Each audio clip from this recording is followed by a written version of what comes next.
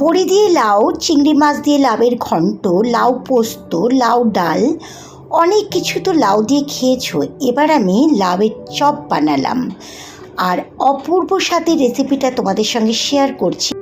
ঘরোয়া উপকরণে তৈরি এই লাউয়ের চপ বাড়িতে অবশ্যই বানিয়ে সবাইকে চমকে দিও। চলো তাহলে রেসিপিটা দেখে নিই।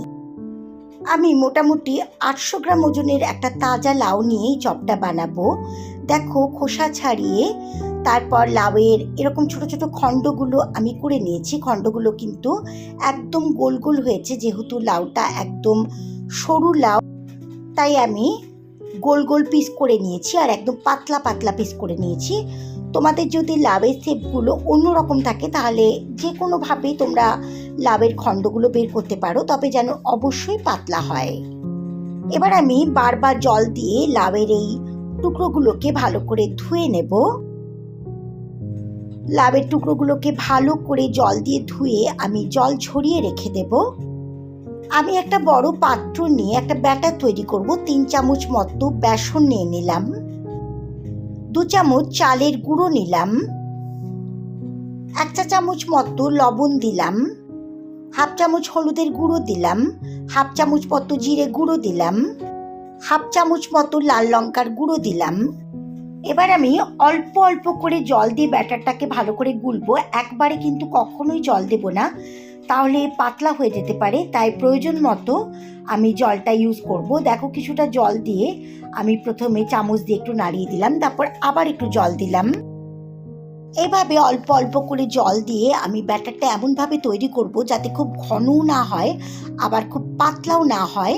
দেখো, এরকমভাবে কিন্তু ঘনত্বটা থাকবে যাতে খুব সুন্দর করে লাউয়ের টুকরোগুলো ডুবে গিয়ে বড়াটা তৈরি হয় বা চপটা তৈরি হয়। গ্যাসের ওভেনের মুখে কড়াই বসিয়ে বেশ খানিকটা আমি সর্ষের তেল নিলাম। তোমরা যে কোনো তেলেই ভাজতে পারো, কোনো অসুবিধা নেই। তেলটা গরম হয়ে গেলে আমি কড়াইয়ের চারদিকে খুন্তি দিয়ে তেলটাকে লাগিয়ে নিচ্ছি। তেলের পরিমাণটা বেশি নিতে হবে, কারণ ছাকা তেলেই লাউয়ের চপগুলো বানালেই বেশ সুন্দর মচমচে তৈরি হবে। লাউয়ের চপগুলো যাতে মচমচে তৈরি হয় তাই জন্যে আমি কিন্তু কোনো খাবার সোডা দিইনি। এই গরম তেলটা ভালো করে 2-3 চামচ তুলে নিয়ে ব্যাটারটার মধ্যে আমি অ্যাড করে দিচ্ছি। তার ফলে কিন্তু এই ফ্রাইগুলো ভীষণ মচমচে হবে। এটা কিন্তু একটা দারুণ ট্রিক্স, তোমরা ইউজ করতে পারো। খাবার সোডা দিলে একটা কেমন যেন একটা ফসফসে ব্যাপার চলে আসে, কিন্তু গরম তেলটা দিয়ে যদি তোমরা ব্যাটারটার মধ্যে দিয়ে দাও, তেলটা কিন্তু অবশ্যই গরম হতে হবে, তাহলে কিন্তু দারুণ মচমচে হবে এই চপগুলো। এইভাবে গরম তেলের মধ্যে আমি গ্যাসের ফ্লেমটাকে মিডিয়াম টু লোয়ে রেখে 4-5টা মতো এই লাউয়ের চপ ছেড়ে দিলাম তেলের মধ্যে। কম কম করে এই লাউয়ের চপগুলো ভাজলে তাহলে কিন্তু ভাজাটা ভালো হবে। এবার আমি 1 মিনিট মতো একদমই নাড়াচাড়া করব না চপগুলোকে, যাতে নিচের দিকটা ভালো করে ভাজা হয়। ঠিক 1 মিনিট বাদে আমি প্রত্যেকটা চপগুলোকে উল্টে দিচ্ছি। এই লাউয়ের চপগুলো তোমরা ডাল ভাত কিংবা ঘি ভাত কিংবা শুধু মুখে বা সস সহযোগে স্যালাডের সঙ্গে খেলে দুর্দান্ত লাগবে খেতে। আর যদি এই রেসিপিটা ভালো লাগে অবশ্যই আমার চ্যানেল ডালিয়াস ক্রিয়েটিভিটিকে সাবস্ক্রাইব, লাইক আর শেয়ার করো। চপগুলোকে উল্টে দিয়ে আমি আরও 1 মিনিট মতো কোনো নাড়াচাড়া করিনি, যাতে ওপরের দিকটা নিচে এসে ভালো করে ভাজা হয়।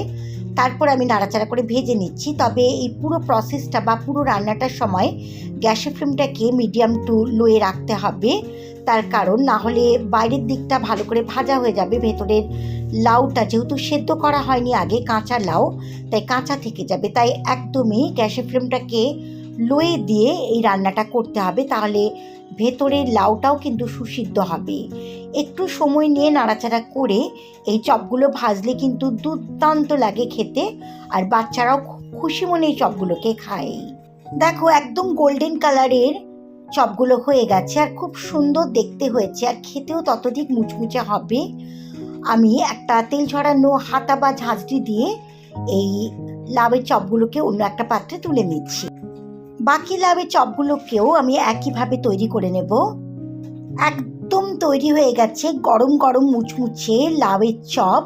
এবার আমি গ্যাসের ফ্লেমটাকে অফ করে দিয়ে পরিবেশন করব সবাইকে।